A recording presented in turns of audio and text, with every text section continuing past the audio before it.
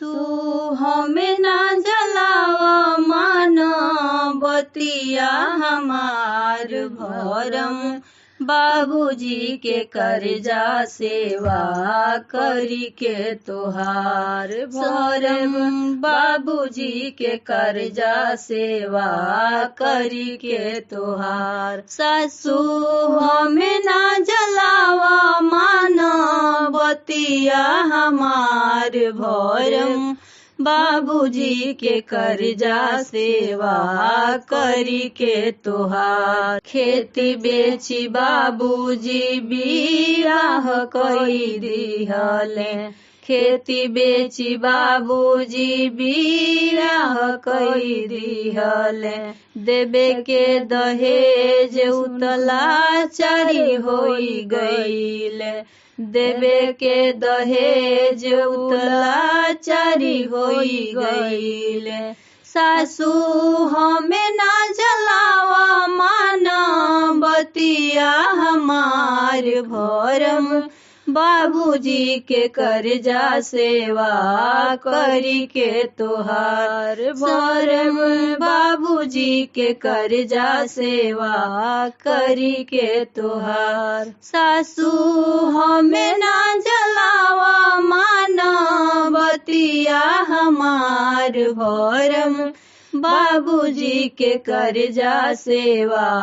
करी के तोहार नारी हो के नारी के केतना सतावेलू नारी हो के नारी के केतना सतावेलू करी के बियाह बेटा के घर में लक्ष्मी जरावेलू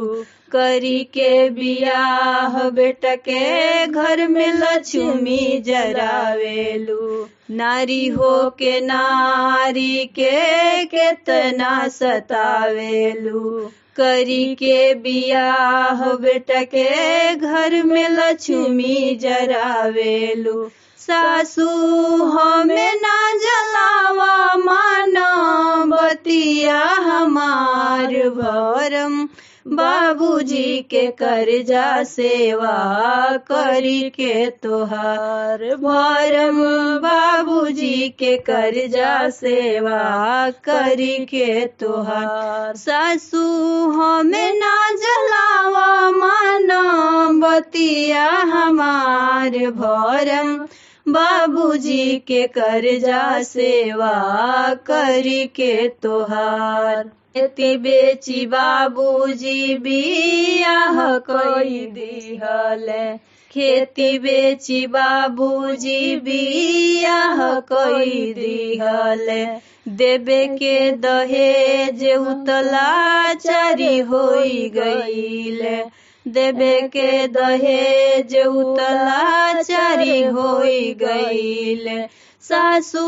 हमें ना जलावा माना बतिया हमार भरम बाबूजी के कर्जा सेवा करी के तोहार भरम बाबूजी के कर्जा सेवा करी के तोहार नारी हो के नारी के केतना सतावेलू नारी हो के नारी के केतना सतावेलू करी के बियाह बेटा के घर में लक्ष्मी जरावेलू करी के बियाह बेटा के लक्ष्मी जरावेलू सासू हमें ना जलावा माना बतिया हमार भरम बाबूजी के कर्जा सेवा करी के तोहार भरम बाबूजी के कर्जा सेवा करी के तोहार सासू हमें ना जलावा माना बतिया हमार भरम बाबूजी के कर्जा सेवा करी के तोहार भरम